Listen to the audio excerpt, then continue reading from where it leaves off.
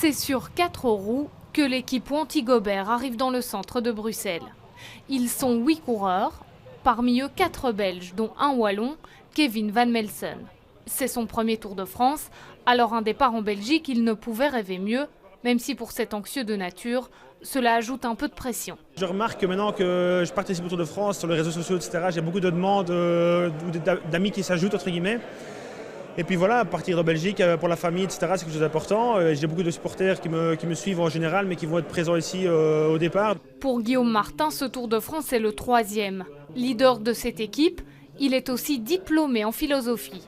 Alors on tente une question plus intello sur l'importance du mental dans le cyclisme. Cela tombe bien, le philosophe a étudié la question. Je ne crois pas que le mental a tant d'importance que ça, et justement mon mémoire de master en philosophie était un peu consacré à démystifier cette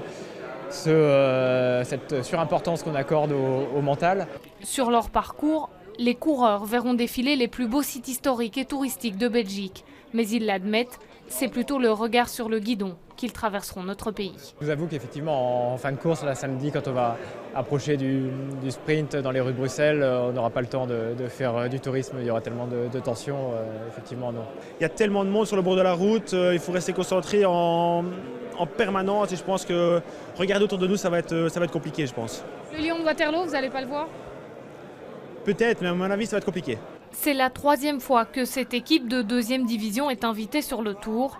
L'objectif des coureurs cette année est de remporter une étape.